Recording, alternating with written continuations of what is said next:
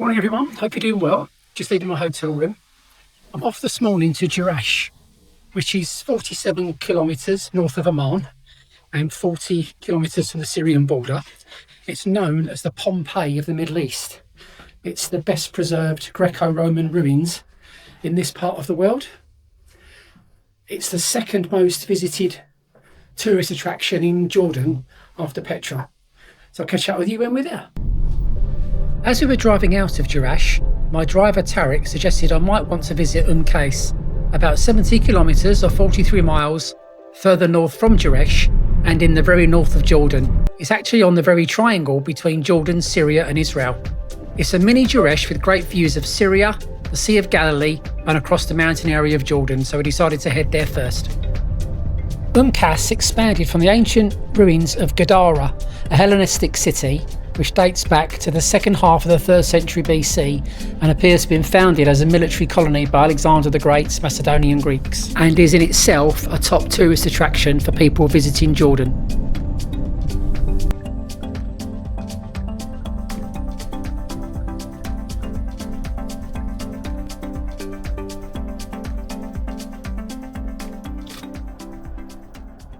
So we've arrived at Qays. Qays itself is a town in the extreme northwest of Jordan, and it borders Israel and Syria. The site is divided into 3 main areas: the archaeological site called Gadara, traditional village of Qays, and the modern town of Qays, which you can see in the distance through the olive trees there. So Qays is located on a ridge 378 metres or 1,240 feet above the sea level, overlooking Lake Tiberias, also known as the Sea of Galilee, and the Golan Heights, which are in Israel and Syria respectively. And we're approximately, where we stand at the moment, 12 kilometres or 7 miles from Syria. During the 1967 Arab-Israeli War, Qays' strategic location put it on the front line of conflict with heavy shelling from the Golan Heights. So we're going to start the starting point of the village trail, the Acropolis Trail and the City Trail from here. Tarek, my driver, thinks it will need about an hour to look round. Again, it's a site you can use on the Jordan Pass. I've mentioned the Jordan Pass a number of times in other videos.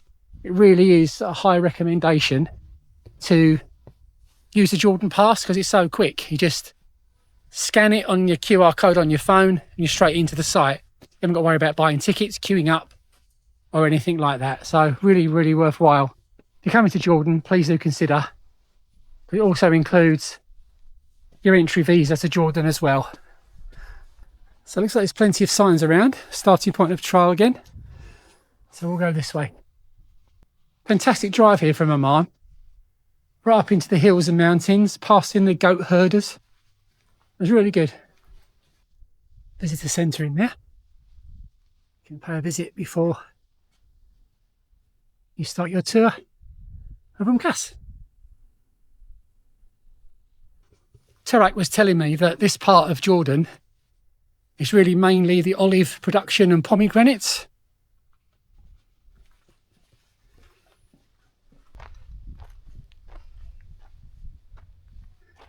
So Mecca, Amman, Ajloun, Wadi Al Arab and Jerusalem, that's where they're all located along with the Jordan Valley. Great outlook there. Point, we'll go there first.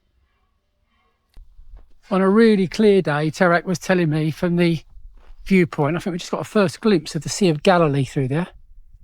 Tarek was telling me that you can actually see the mountains in Lebanon from here as well. It's actually at the triangle of Jordan, Israel and Syria. I'm sure if people live there or not, but the numbers are definitely on the doors. I wouldn't have thought so though, looking through here. Oh, maybe, yeah, looks like maybe someone's garden. Wow, amazing place to live. So again, view westward. Nazareth is directly in front of us that way. And Lake Tiberias, or Sea of Galilee, you can see there. Hopefully we'll get a better view of that in a moment.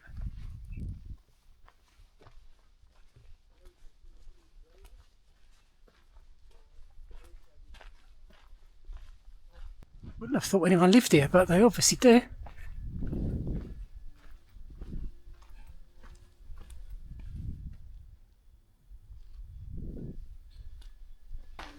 There's the Sea of Galilee over there. And our first glimpse of the ancient ruins of Gadara. So the Golan Heights is directly in front. Damascus, Syria is that way. Nazareth we spoke about, and obviously the Sea of Galilee that way. I didn't realise before I came here what a massively hilly, mountainous country this is.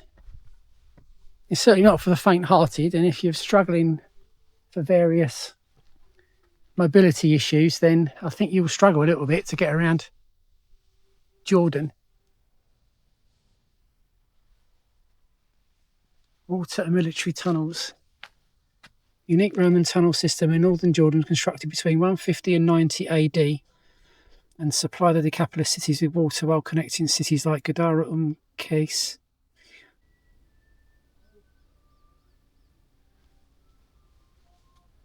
Like all these places you come and visit, you'd love to really see what they were like back in the day.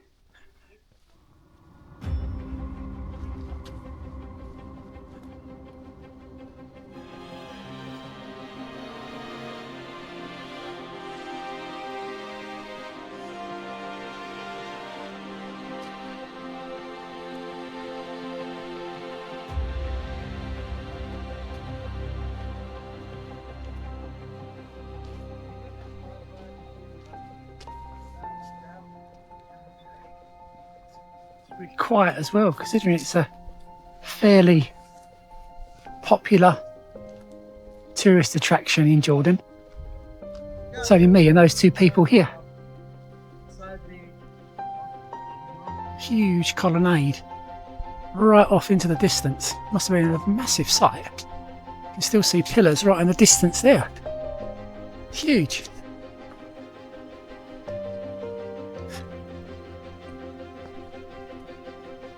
Hello. Let's go and see the view from the main viewpoint. There's a better shot there. A bit more of a view of the Sea of Galilee. Shame it's hazy. There it is. So where the colonnade is now. Have a little stroll along there for a little while. Lots of places in this part of the world have been destroyed by various earthquakes over the years. When I was visiting Morocco, it was the same there for the Kasbah on top of the hill of Agadir. That's been destroyed by a couple of serious earthquakes. Here we are, onto the colonnade and the Roman road.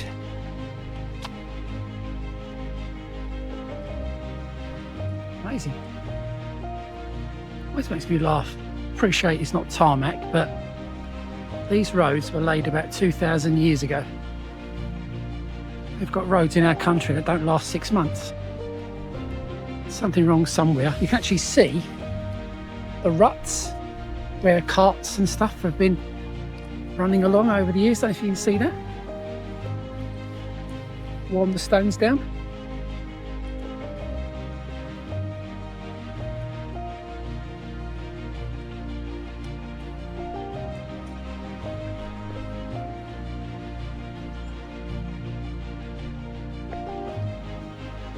Said it's a really extensive place.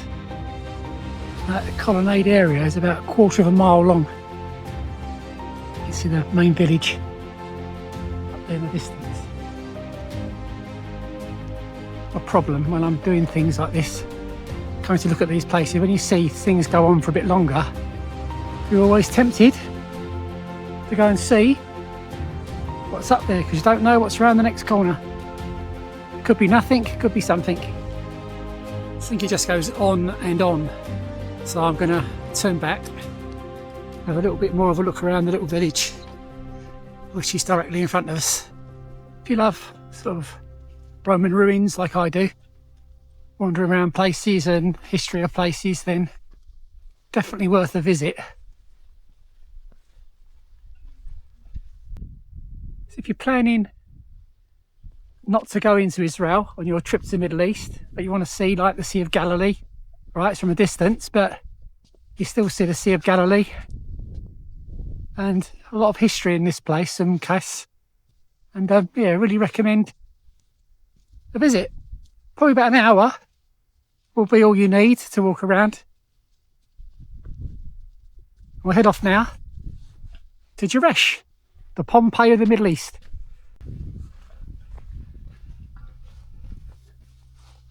Not sure what's down here, but we'll have a look.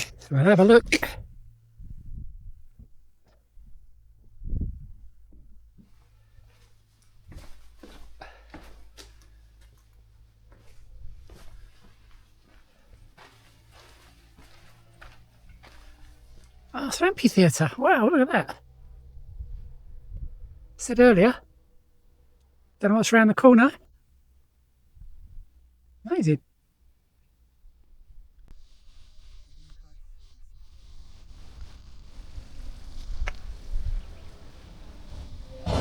The drive from Qays down the Jordan Valley and to Jerash took us about an hour and 10 minutes. Here we are, entering Jerash, which is right in front of us.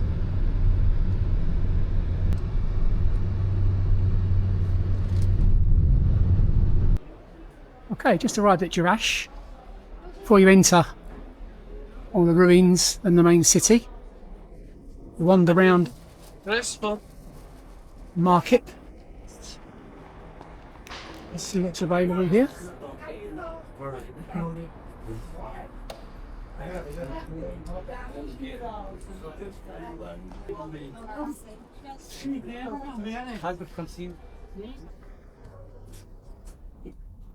Oh, thank you, sir. Hello, how are you? Nice to meet you, sir. And to you, thank you very much. Thank you. Okay, so here we are.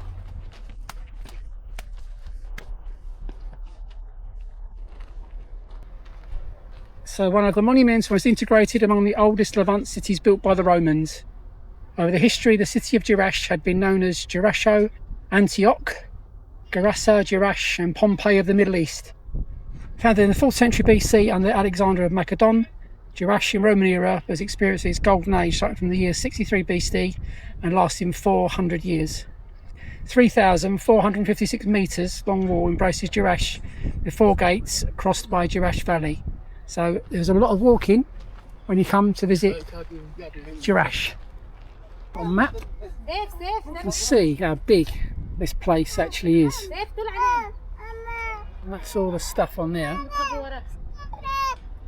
is actually here. As I mentioned earlier, this is the second most visited place in Jordan after Petra. Put the old cap on now because the sun is blasting. This is pre-entry into Jerash. We still have about a half a kilometre walk to get to the city proper.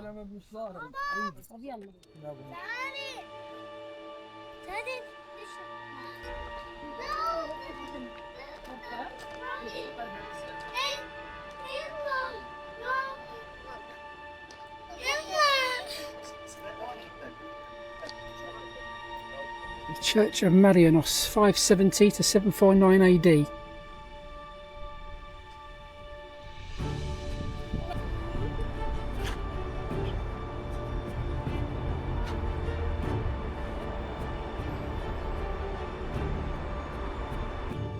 There's a sign there that might help us out. Hippodrome. The Hadrianic project to expand the city necropolis was abandoned. So it's a circus. Smallest known hippodrome of the Roman Empire. Also the best preserved. Built for chariot racing. It's 265 metres long and 50 metres wide. Completed in the 3rd century.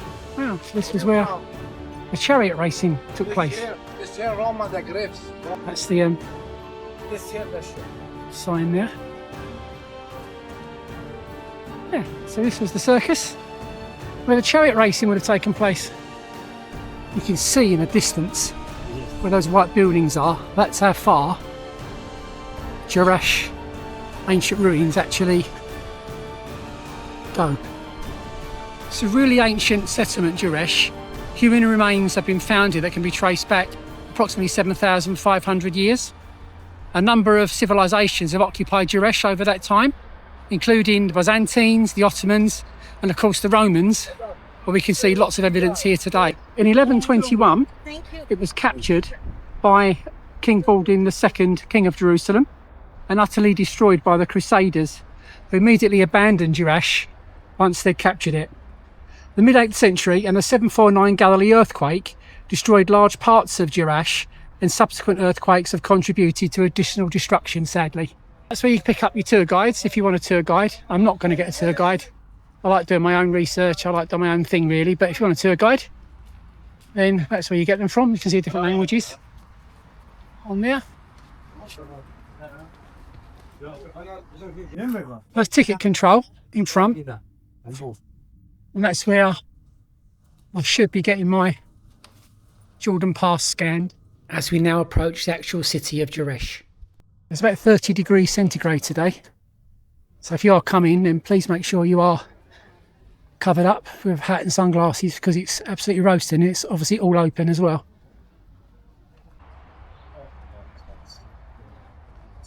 The south gate and the city wall. Gateways became part of the 3.5 kilometre long city wall, so gives you an indication of how big Jerash is. Constructed at the beginning of the 4th century. That'll be the city wall. It's closed for a long time. Yeah. I told them as it. Early 2nd century strip of 15 workshops were built outside the limit of the city. Shops were in use until the late 3rd century, probably during the looters' raid. A fire destroyed part of the city, including the east soup, and rapidly repaired and briefly reoccupied as shops. 15 shops along there. I think that's a glimpse of one of the, probably the most iconic picture you'll see online of Jerash, which we'll be seeing shortly. Lots of souvenir sellers dotted all around. Hello. Hello, how are you? Take a look. No, fine, thank you very much, sir. Wow. Well, like everywhere I've been in Jordan, you're not harassed by anybody. If you say no, that's fine. They're happy for you just to carry on.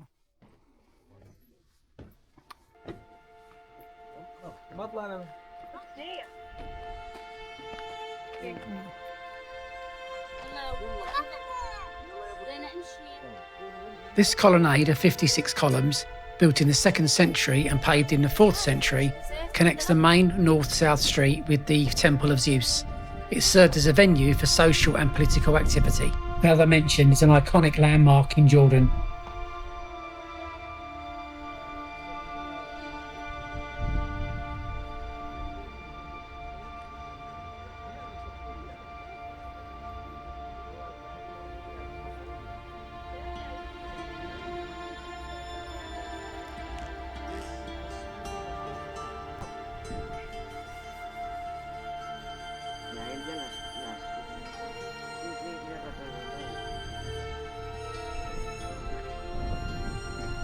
So for the colonnade is the Temple of Zeus.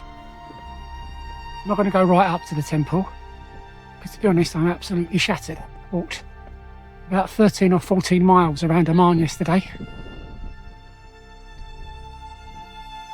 I've done probably 2/3 of that today. The Sanctuary of Zeus Olympios. Come on, a great view atop the hill overlooking over Plaza. The Sanctuary of Zeus Olympios. It's a place of worship from the Bronze Age to the late Roman era.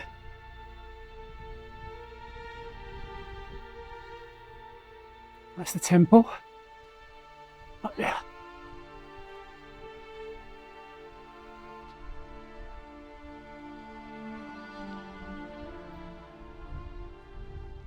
Everything is really well signposted. So you don't really need a guide if you're happy to read the boards yourself. There's everything of significance. It's got it on there. So the Cardo, 120 to 170 AD.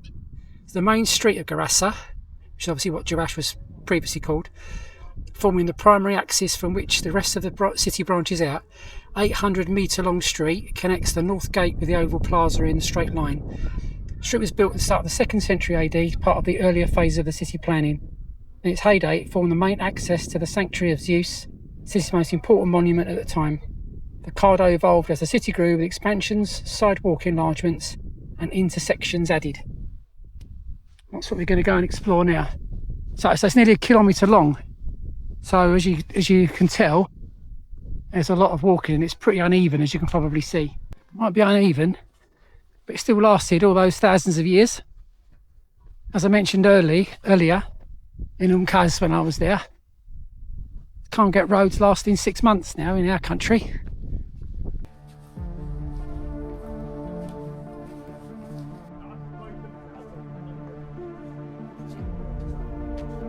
There is so much to see along this colonnade.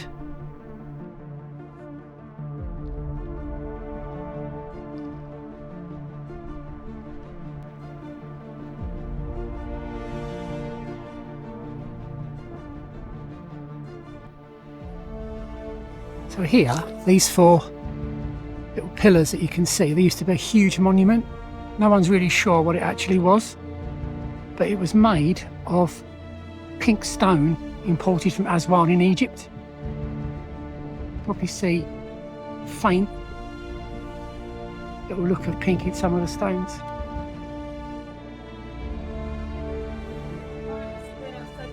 Hopefully you can see that at the shadow, but you can actually see the ruts in the stones where the wooden carts have been dragged along over the years. I've only turned my ankle once so far, so doing okay. As I did mention earlier, I do try and include information in my videos wherever I do them, just because if I look at videos on YouTube, I'm interested to see what I'm looking at. But if I do too much or don't do enough, then please do tell me in the comments below, and I can adjust accordingly, because I do these videos for myself, but also for you guys, to hopefully inspire you to come and visit some of the places that I've been to. These buildings must have been amazing in their heyday. The cathedral, oldest known Byzantine church in Jerash, and probably built around 450 to 455 AD. So it was previously occupied by a pagan sanctuary, perhaps dedicated to Dionysus, the god of wine. This church was dubbed the Cathedral by the American excavation team that unearthed it in 1929.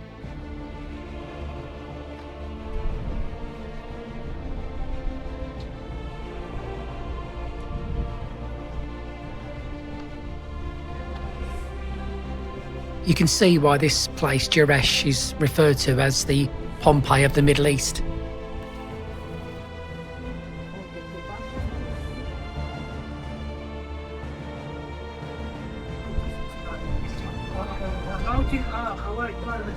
So this was the old food market.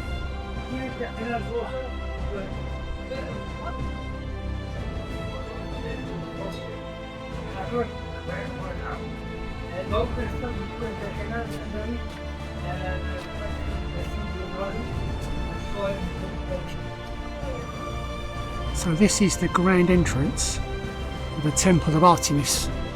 Let's get ourselves up to the top, see if there's any views from up there. Nearly there.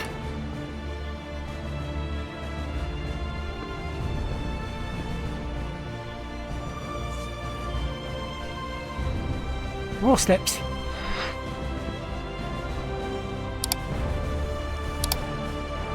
These Romans must have been mega fit. Wow. So many steps. In all the places I've been to so far. And out in front is the Temple of Artemis.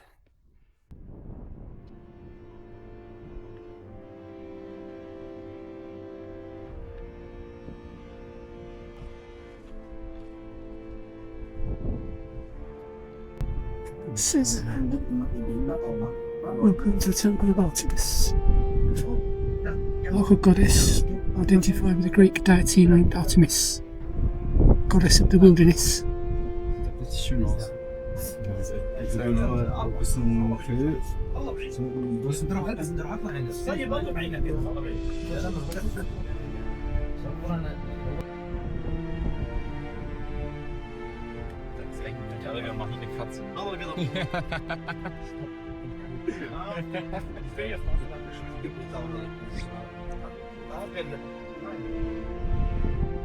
Steady.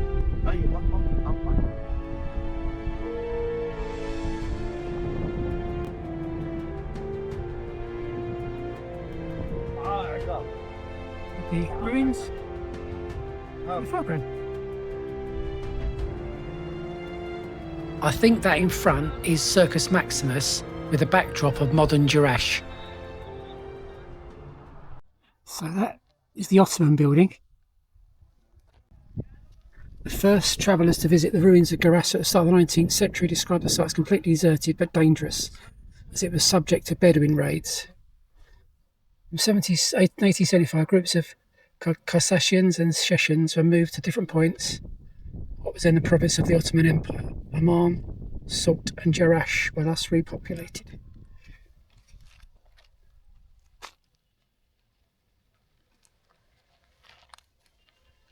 So we'll take you inside the Ottoman building now and see what's to see.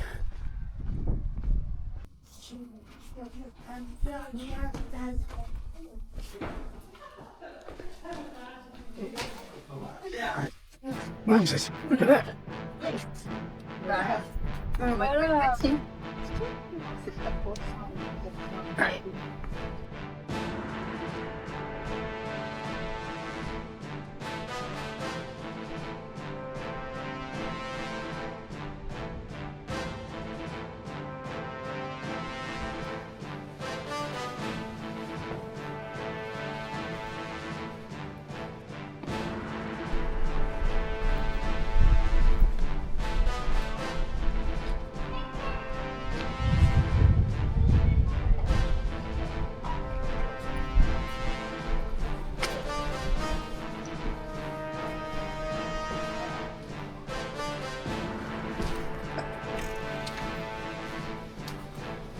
There's literally so much to explore here.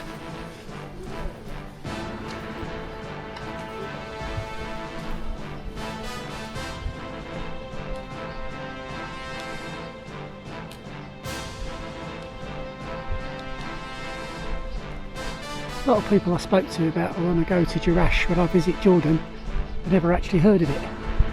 Everyone more or less heard of Pompeii. I appreciate maybe it's not as complete maybe as Pompeii, but it's certainly a lot standing compared to a lot of other ruins.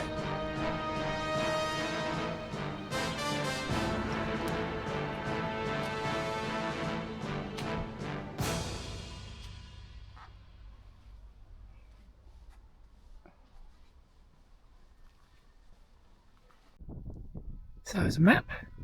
So that's where we are. So I've literally come in and we've walked all that distance to there.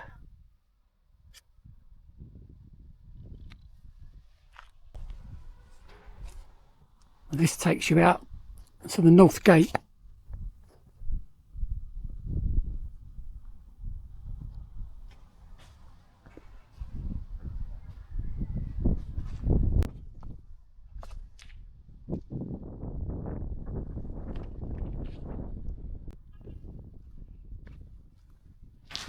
Let's have a look at our last sign of the visit.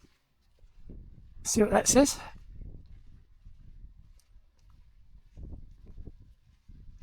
The North Gate and the north end of the Cardo. Built in 115 AD. Inscription on the facade dedicate the gate to the founder of the city, Emperor Trajan. Cool. I'm not going to walk right to the end. That's really cool. I hope you've enjoyed my little Jordanian adventure today. It's been really great places to visit. Qays, which was not expected, but Tarak, my driver, suggested it as well worth a visit. And now here in Jerash, really lovely places to visit. If you are coming to Jordan, please don't miss them off your trip list, because I think you'll regret it if you do. If you have enjoyed the content, please do give me a thumbs up, like, because that would really help my channel. And please do consider subscribing if you've enjoyed the content. I always want to make my videos better, so if I give too much information, not enough information, please do let me know in the comments. Is that the only way I can get them better, is by getting feedback from you guys. Since I've been in Jordan, I've posted a video of the main sites in Amman itself. I'll also be posting a visit to Petra and to Wadi Rum as well. And I may also be doing a separate video of the biggest Crusader castle in the Middle East, which is Karak Castle, which I'm hoping to get to in a few days' time. Thank you very much for watching. Please do check those other videos out, and hopefully they will inspire you to come and visit what is a really lovely country. Lots of things to see, lots of great food, and really, really lovely people. Probably the most friendliest people and most welcoming people I think I've ever met. This is my 35th country, and I have to say the Jordanian people are probably the best I've met so far. Thanks for watching. I'll catch you on the next video. Cheers.